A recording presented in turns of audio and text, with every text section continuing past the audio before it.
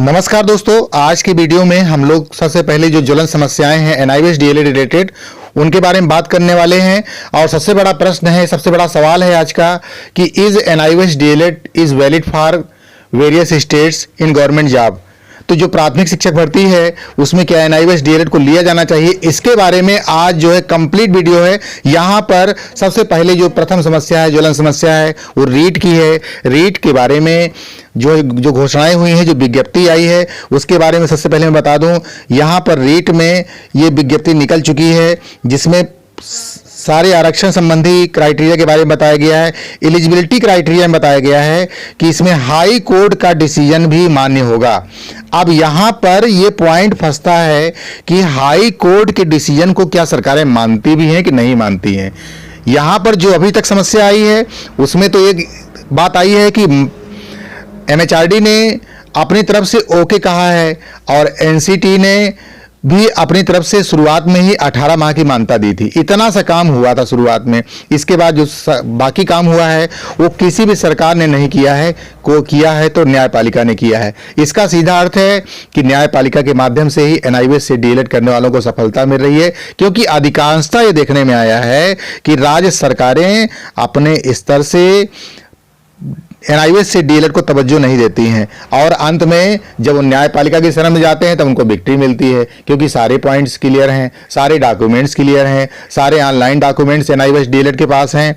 जो भी अभ्यर्थी हैं उनके पास सारी चीज प्रोसीजर ऑनलाइन है, यानी ऑफलाइन मार्ट ज़्यादा हाई नहीं है। तो ऐसी स्थिति में सब कुछ क्लियर हो जाता है। तो आज की वीडियो में हम लोग यह चर्चा करने वाले हैं कि क्या ऐसा भी हो सकता है कि कोई राज्य सरकार एनआईवीएस से डीएलएड करने वालों को वैलिड ही ना करे। तो आइए इस प्रश्न का उत्तर लेते हैं। सबसे पहले रीट के बारे में बात करते हैं। रीट के बारे में कहीं से ऐसा नहीं लिखा है, लिखा है कि जो एलिजिबिलिटी क्राइटेरिया होगा उसके आधार पर, जो एनसीटी ने गाइडलाइन जारी की उसके आधार पर रीट में जो है अभ्यर्थी अपना फॉर्म डाल सकते हैं, ऑनलाइन आवेदन कर सकते हैं। लेकिन एनसीटी ने एक तरफ 2 साल की मान्यता दी है, एक तरफ 18 माह की मान्यता दी है, जबकि एनआईवीएस से डीएलएड अभ्यर्थी 2 साल कहते हैं कि कोर्स किया गया है। और एनआईवीएस एक सरकारी संस्थान है, उसमें भी क्लियर लिखा हुआ है कि ये 2017-2019, तो इसका मतलब 2 साल का है। फिलहाल 18 महीने का एनसीटी ने दिया है और इसी को बेस मानते हुए जो है विभिन्न जजमेंट आए हुए हैं। सबसे आज हम लोग जो है विशेष वीडियो में चर्चा करेंगे कि is NIOS DElEd valid for government job in various state. इस विषय को एकदम क्लियर करने वाले हैं। यहाँ पर मामला उत्तर प्रदेश का भी फंस रहा है, यहाँ पर मामला राजस्थान में भी अभी फंसा हुआ है। यद्यपि 1-2 दिन में स्थिति साफ होने की उम्मीद है, क्योंकि जैसे ही लोग फॉर्म डालेंगे और परीक्षाएं आएंगी वैसे ही सब दूध का दूध पानी का पानी हो जाएगा। लेकिन अभी गवर्नमेंट ने नहीं कहा है कि, उन्होंने कहा है मैं डीएलएड को लूंगा, डीएलएड बीएसटीसी को लूंगा। तो ऐसी स्थिति में प्राथमिक शिक्षा में अर्हता रखने वाले ये लोगों को अगर एनसीटी ने मान्यता दी है तो उसको जो है राजस्थान सरकार को लेना चाहिए। तो फिलहाल आइए चर्चा करते हैं और देखते हैं कि जो हमारे जजमेंट हैं उसमें कहाँ गुंजाइश है। आइए इसके बारे में बात करते हैं। यहाँ पर रीट का विषय कंटिन्यू रहेगा। यूपी के बारे में, यूपी टेट में जो नोटिफिकेशन आने वाला है उसका विषय कंटिन्यू रहेगा। और विभिन्न स्टेट्स के बारे में क्या पॉसिबिलिटीज है, तो वीडियो में बने रहें और वीडियो को जरा भी स्किप न करें। सबसे पहले बात करते हैं 21/1/2020 को पटना हाई कोर्ट ने जजमेंट दिया था और ये Sanjay Kumar versus state of others versus state of Bihar. तो यानी यहाँ पर ये जजमेंट्स पटना हाईकोर्ट की तरफ से आया था और इस महत्वपूर्ण जजमेंट में जस्टिस प्रभात कुमार झा की बेंच ने ये फैसला दिया था कि the writ petition are allowed.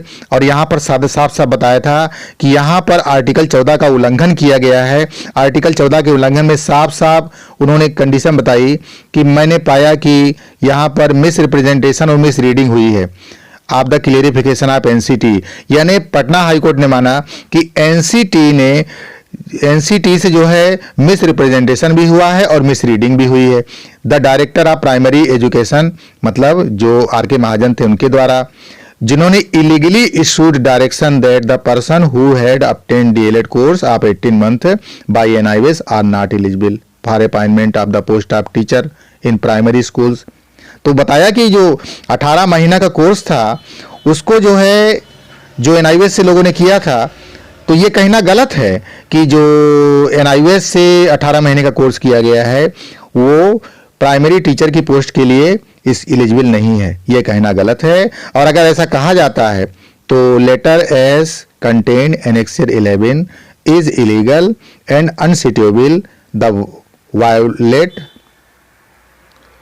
आप article 14 in constitution accordingly annexure 11 is set aside, यानी आर्टिकल 14 का उल्लंघन भी है अगर ऐसा कहा जाता है, क्योंकि आर्टिकल 14 में समानता के अधिकार का वर्णन किया गया है संविधान के आर्टिकल 14 में। तो इसीलिए उन्होंने आगे बताया, आगे चल के जस्टिस प्रभात कुमार झा ने कहा, दोस्तों ये महत्वपूर्ण फैसला था एनआईवीएस डीएलएड के पक्ष में। इसमें बताया गया 16वें नंबर पर the writ petition are allowed, the respondent are directed to allow the petitioner to apply within 1 month and consider the case of petitioner's appointment of the post of primary teacher। सीधा सीधा भैया जो वहां पे थे उनको पूरा उन्होंने कहा कि पेटिशन को अलाउ, रिट पेटिशन को जो भी याचीगण है उनको अलाउ किया जाता है। द रेस्पॉन्डेंट आर डायरेक्टेड, और उनको निर्देशित किया जाता है, रेस्पॉन्डेंट का मतलब जो बिहार सरकार थी उसको निर्देशित किया जाता है, एनसीटी को निर्देशित किया जाता है कि इनको जो है अप्लाई करने, 1 महीने में अप्लाई करने का मौका मिले और पोस्ट ऑफ प्राइमरी टीचर के लिए। तो ये पटना हाईकोर्ट का जजमेंट था, इसके बारे में बार बार बताया जा रहा है इसलिए दोस्तों कि बार बार बात आ रही है और यह बात बताना बहुत जरूरी है और जानना बहुत जरूरी है, कभी भविष्य में आपको सामना करना पड़ेगा, तो ऐसी स्थिति में आपको इन सारी बातों की जानकारी होनी चाहिए, इसलिए बार बार बताया जा रहा है। यहाँ पर इसी तरह से एक जजमेंट और आया जिसने तो सरकारों की नींद उड़ा दी है। यह ऐसा जजमेंट था जो कि एकदम ऐसा जजमेंट था जिसके बारे में पटना हाईकोर्ट से भी अधिक शक्तिशाली जजमेंट था। वहां पर तो बताया गया था कि रिट पिटीशन को अलाउड किया जाता है, आर्टिकल 14 का वायलेशन होता है। और यहां पर क्या बताया गया, यहां पर high court of Tripura Agartala, यहां पर जो है ये आपकी याचिका संख्या 87/2020 थी।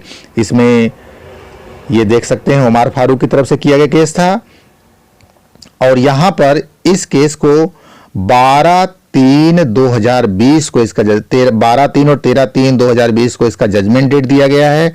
ये 12/3/2020 को जजमेंट लिखा गया और जो है पब्लिश हुआ था। यहां पर आप देख पा रहे हैं इसमें लिखा गया is the result petition are allowed. दोस्तों यहां पर मैं आपको पंजाब एंड हरियाणा कोर्ट का और गुवाहाटी हाई कोर्ट का जजमेंट भी इसी वीडियो में बताने वाला हूं, क्योंकि आज काफ़ी डिमांड थी, आज हमारे पास समय था कि हम जो है अपने सारे पिछले पहलुओं पर चर्चा करें। कभी कभी लोग काफ़ी पैनिक होते हैं, काफ़ी फ्रस्ट्रेट हो जाते हैं, काफ़ी हताश हो जाते हैं कि क्या बताएं एनआईवीएस से जो हमने डीएलएड किया। तो आप लोग जानिए दोस्तों कि सारी राज्यों की न्यायपालिका आपके पक्ष में खड़ी हुई है। कहीं ऐसा पॉइंट नहीं आएगा तो एक छोटा सा केस करके लड़ना पड़ेगा, लेकिन कोई दम नहीं है। जैसा कि अशोक खरे ने उत्तर प्रदेश में ही बताया है, जो सीनियर एडवोकेट हैं, कि आप लोगों को बहुत जल्दी विजय मिल जाएगी।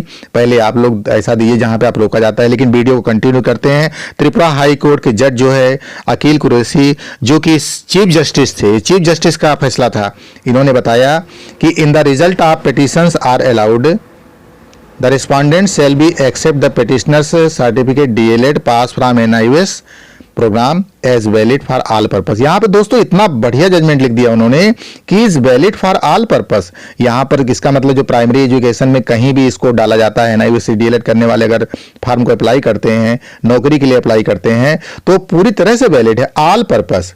और आगे लिखा हुआ है purpose of undertaking TET examination, और टेट एग्जामिनेशन के लिए भी है। तो यहाँ पर आपको पता होगा रेट वाला चल रहा है, तो ये अगर वहां की सरकार कह रही थी, जो शिक्षा मंत्री कह रहे थे कि हाई कोर्ट के जजमेंट को भी ध्यान में रखा जाएगा, तो लीजिए साहब आपके सामने हाई कोर्ट का जजमेंट है। डोटासरा जी देखिए, उत्तर प्रदेश के मुख्यमंत्री जी देखिए, जितने भी शिक्षा मंत्री सब देखें, ये देखिए त्रिपुरा हाई कोर्ट का जजमेंट। पटना का आपने देखा, त्रिपुरा का भी देख लीजिए।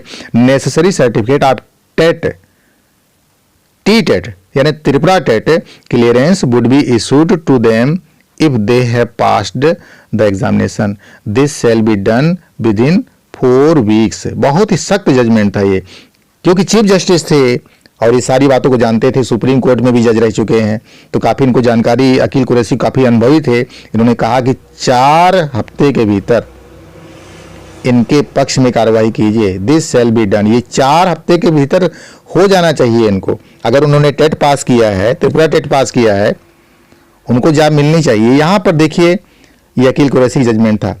अब यहां पर त्रिपुरा हाई कोर्ट का जजमेंट भी आप लोग देख चुके। और इसके बाद हम लोग वीडियो को कंटिन्यू करते हैं और चलते हैं Punjab high court, Guwahati high court का पढ़ लेते हैं judgment. Guwahati high court judgment भी की भी आपकी इच्छा होगी कि देखिए दोस्तों, यहाँ पर केस नंबर WPC यहाँ पर लिखा हुआ है 2884/2020। ये गुवाहाटी हाई कोर्ट, ध्यान रखिए इसमें high court of Assam, Nagaland, Mizoram और अरुणाचल प्रदेश, यानी कभी आप गुवाहाटी की बात करें तो गुवाहाटी की पर्सनल बात नहीं है, इसमें आसाम, नागालैंड, मिजोरम एंड अरुणाचल प्रदेश सब जगह ये वैलिड हो गया है NIVES से DLED, यानी इतने जगह पर आपका वैलिड है, ये इतने को मिला करके कोर्ट है। यहाँ पर जो है याचिका संख्या WPC और ये 2884/2020, यहाँ पर जो है धीरज कुमार एंड 65 लोगों ने मिलकर के यहाँ पर केस लड़ा। और यहाँ पर जो है इसके बारे में आगे बताते हैं, हम आपको सीधे आर्डर के बारे में बताते हैं क्योंकि वीडियो काफ़ी लेंथी हो सकता है। अभी Punjab and Haryana high court का आर्डर भी दिखाना है आपको, आप लोगों के मुंह से स्वयं निकलेगा कि NIVES DLED is valid for all purpose, NIVES DLED is valid for all primary teachers job, कहीं की भी हो भाई एलिजिबल है, इसके बारे में कोई संदेह नहीं होना चाहिए। देखिए सारे जजमेंट आ रहे हैं और सारे जजमेंट को पढ़िए, मैं आपको यहाँ पर पर्सनल जजमेंट नहीं बता रहा हूँ एक आध दो स्टेट का, मैं जो तो जितने जजमेंट आए सबको बता रहा हूँ। ये गुवाहाटी का चल रहा है, आइए गुवाहाटी के आर्डर पे चलते हैं। यहाँ पर जो है ये जो आर्डर लिखा गया था, ये ऑनेबल मिस्टर जस्टिस अचिंत मल्ला भुजौर बरुआ इनकी तरफ से जो है आर्डर था ये। यहाँ पर ये पूरा लिखा हुआ है। जज इन्होंने एक चीज बताई कि ये जो है जो दो जजमेंट आए थे पटना हाई कोर्ट का और high court of Patna and high court of Tripura, beach is 18 month DLED qualification, यहाँ पर इन्होंने जिक्र किया, दोनों जजमेंट का जिक्र किया और इसके बाद बताया was also held accept to for fresh candidate. तो ये जो है ये फ्रेश कैंडिडेट के लिए एक्सेप्ट कर चुके हैं, दोनों कोर्ट जो है ये एक्सेप्ट कर चुके हैं and that such positions has also been accepted, इसलिए इस स्थिति को पुनः एक्सेप्ट किया जा सकता है by the ministry of human resources and government of India, MHRD के द्वारा भी इसको एक्सेप्ट किया गया है। तो यहाँ पर उन्होंने बताया कि इनको जो है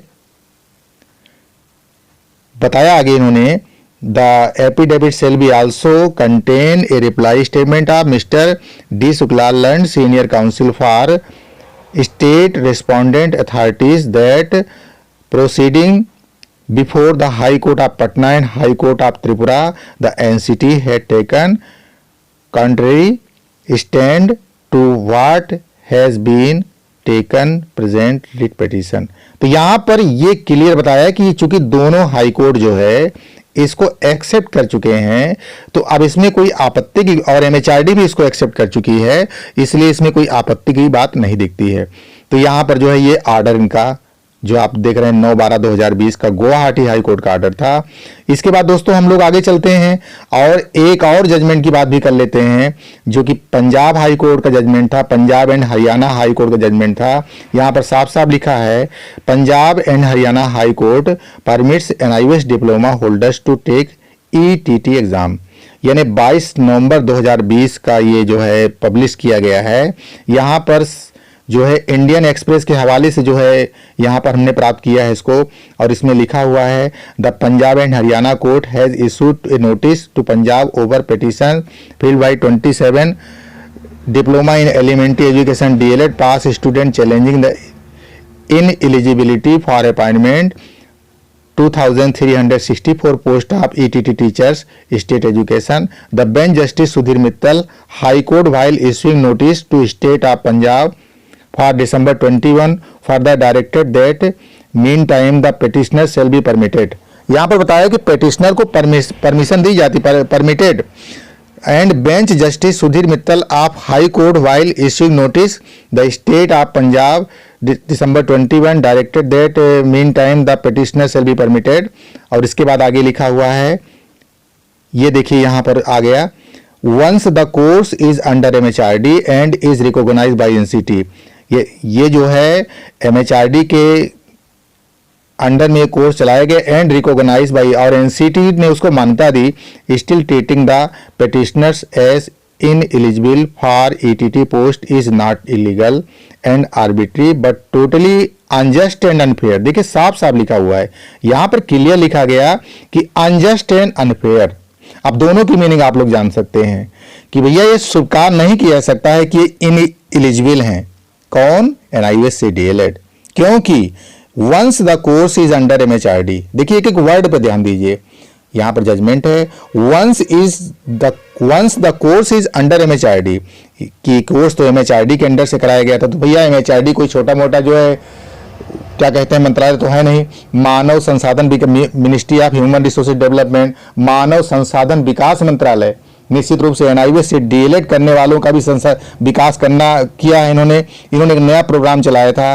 एंड आप जानते होंगे कि 2019 तक कोई भी, मार्च 2019 तक कोई भी अप्रशिक्षित न रह जाए, ऐसा प्रधानमंत्री जी का ड्रीम प्रोजेक्ट था और इसको काफी जोर से चलाया गया। NCT ने मान्यता दी, लेकिन वहां पर एक छोटा सा बिग पॉइंट भी दिखाया NCT ने कि हमने 18 महीने की मान्यता दी थी। बाद में पटना हाई कोर्ट ने सुधार किया, भैया 18 महीने की काहे दिए थे, आपको 2 साल करा लेना चाहिए था। आपसे किसने कहा था कि आप मार्च 2019 तक ही करिए, लेकिन चूंकि बिल पास हुआ था कि मार्च 2019 तक सबको जो है प्रशिक्षित करा लिया जाएगा, इसलिए सरकार को कुछ टाइम छोटा करना पड़ा। तो NCT ने जितने दिन का था उतने दिन की मान्यता दी। तो इसमें तो कमी भाई MHRD की कमी कह सकते हैं कि NCT की कह सकते हैं। वो तो कुल मिला करके आपने DLED प्रोग्राम कराया, अब उसको आप जो है मार्च 2019 तक चलाएं। तो किस अभ्यर्थी ने कहा था कि आप मार्च 2019 तक चलाइए? तो यहाँ पर तो भाई सीधी सीधी सी बात है। तो बताया कि भैया ये ऐसा कहना कि पेटिशनर्स एज इनएलिजिबल, यहाँ पर उत्तर प्रदेश के परीक्षा नियामक प्राधिकारी भी यही कह रहे हैं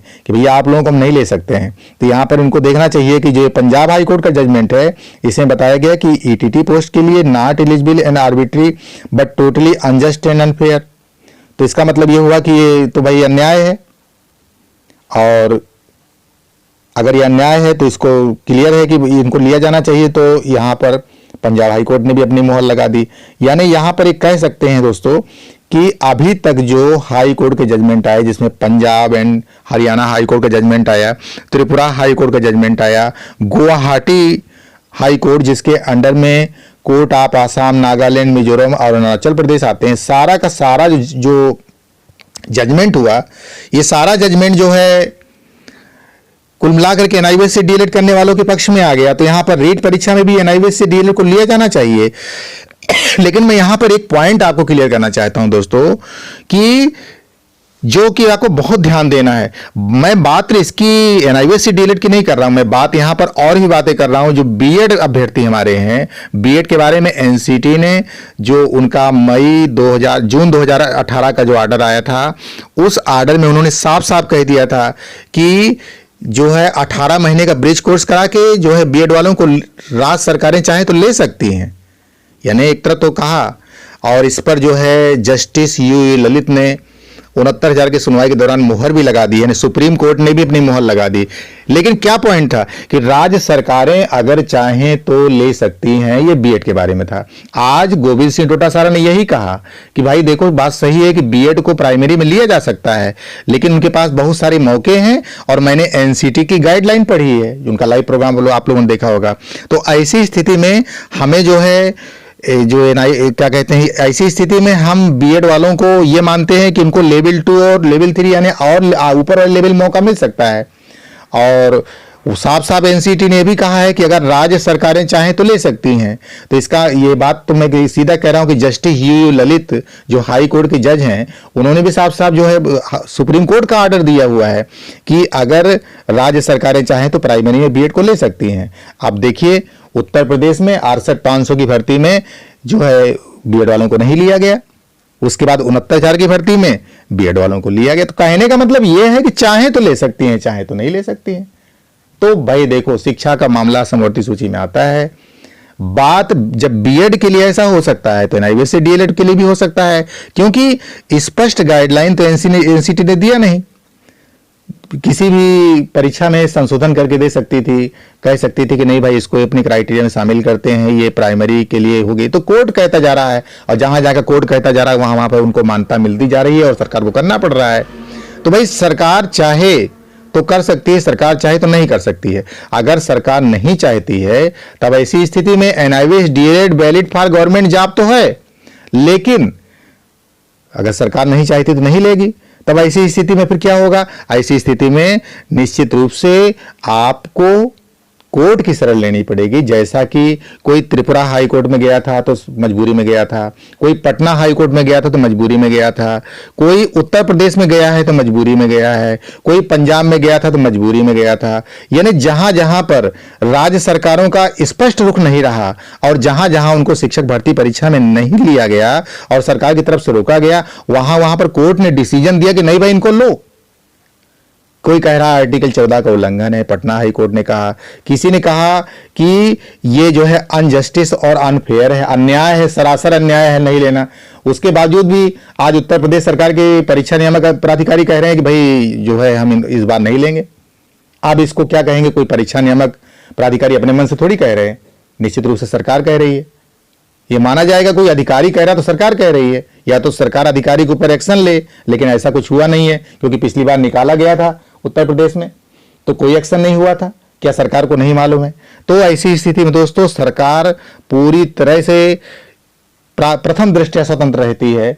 उसके बाद अगर कोर्ट का जजमेंट आता है तो जैसे पटना में है, जैसे त्रिपुरा में है, जैसे पंजाब में है, जैसे गुवाहाटी हाई कोर्ट का भी देखा आपने, तो ले सकती है। लेकिन यहां पर कुल मिला के निष्कर्ष ये निकलता है कि एनआईवीएस से डीएलएड करने वाले कैंडिडेट को गवर्नमेंट जॉब में अप्लाई करने का मौका देना जो है एक जो है न्याय संगत बात है। और NIOS DElEd is government for all purpose, all primary teachers job, इसमें कोई संदेह नहीं है। और यह भी कहना आवश्यक नहीं है कि इसको एमएचआरडी ने मान्यता दी थी, एमएचआरडी ने प्रोग्राम चलाया था, संसद के दोनों सदनों में पास हुआ था, कई बार हो चुका है, सुनने में बोरिंग लगता होगा। तो दोस्तों इस बात को धैर्य रखिए कि आपकी डिग्री कागज का पुड़िया नहीं बनने वाली है। कहीं ना कहीं आपको जो है इसमें सफलता मिलकर की रहेगी। आपको ये कोई नहीं कह रहा कि आप बहुत बड़ा आंदोलन कीजिए। एक लाइन में समझ लीजिए कि आंदोलन अपनी जगह पर है, लेकिन इसमें सबसे अच्छा तरीका होता है कि आप मजबूती से कोर्ट में लड़िए, अच्छे वकील को हायर कीजिए और लड़िए, और आपको जीत बहुत ज्यादा मिलेगी। जैसा कि अशोक खरे भी अभी कह चुके हैं, जब अभ्यर्थियों ने मुलाकात की थी, नए केस की बात की है, तो उन्होंने कहा कि इसमें तो कोई दम ही नहीं दिखाई देता है, ये तो आप लोग बहुत जल्दी जीत जाएंगे।